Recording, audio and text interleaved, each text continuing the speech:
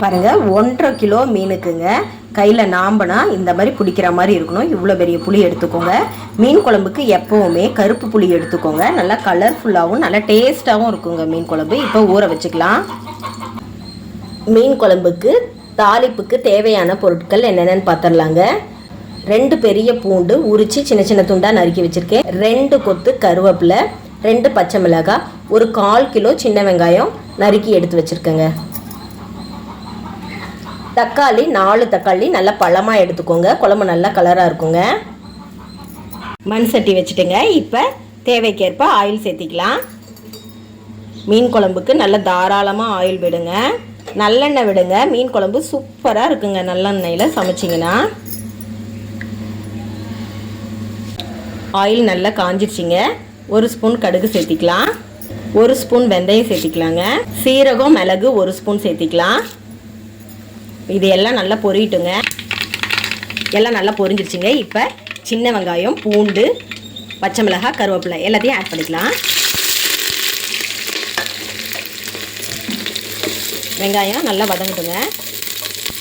வெங்காயம் நல்லா வதங்கிருச்சுங்க. இப்போ தக்காளி சேர்த்துக்கலாம். தக்காளி வதங்கிறதுக்கு தேவையான கல்லுப்பு சேர்த்திக்கலாங்க. தக்காளி நல்லா வதங்கிடுச்சுங்க. இப்போ நம்ம தேவையான தூள்லாம் ஆட் பண்ணிடலாங்க. மஞ்சத்தூள் 1/2 ஸ்பூன், மிளகாய் மல்லித்தூள் 3 ஸ்பூன் சேர்த்திக்கலாம்.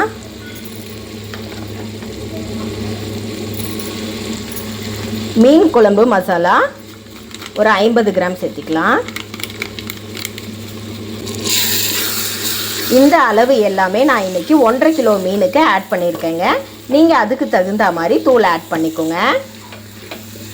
பாருங்கள், தூளோட பச்சை வாசம் போட்டுங்க. ஒரு 2 நிமிஷம் நம்ம கிண்டி விட்டு தூளெல்லாம் நல்லா வெந்துருச்சுங்க. இப்போ நம்ம கரைச்சி எடுத்து வச்சுருக்க புளி தண்ணியை ஊற்றிக்கலாம்.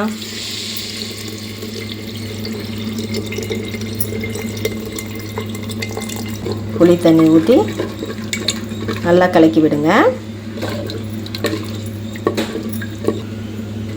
குழம்புக்கு தேவையான உப்பு சேர்த்திக்கலாங்க. குழம்புக்கு தேவையான தண்ணி ஊற்றிக்கலாங்க.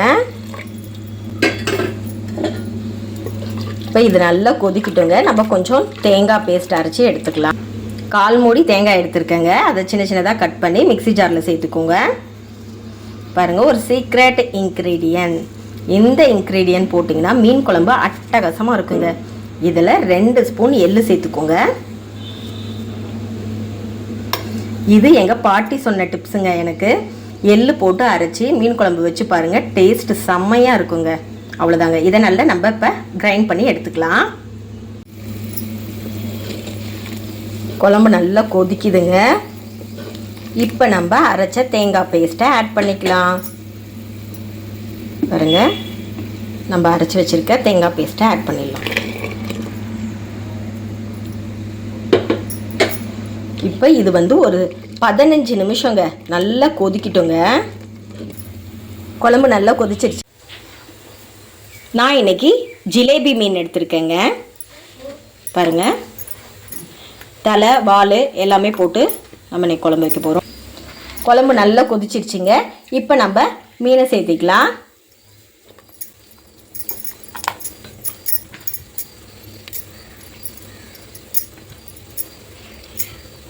மீனை சேர்த்திட்டு ஒரு 5 நிமிஷம் கொதிச்சா போதுங்க. இல்லாட்டி மீன் எல்லாம் கலந்துடும். ஃபுல் ஃப்ளேமில் வைங்க. லாஸ்ட்டாக வெந்தயத்தூள் 1 ஸ்பூன் சேர்த்திக்கலாம். நல்லா கிண்டி விட்டுடலாங்க. ஏன்னா குழம்பு கொதிச்சிருச்சுன்னா அதுக்கப்புறம் மீன் கலந்துடும். அதனால் வெந்தயத்தூள் ஆட் பண்ணிவிட்டு நல்லா ஒரு கிளறி விடலாம். அவ்வளோதாங்க. ஒரு 5 நிமிஷத்தில் நம்ம மீன் குழம்பு ரெடி ஆயிருங்க. பாருங்கள், 5 நிமிஷம் ஆயிடுச்சு. இப்போ நம்ம ஃப்ளேம் ஆஃப் பண்ணிடலாம். பாருங்கள், கொதிக்க கொதிக்க மீன் குழம்பு ரெடிங்க.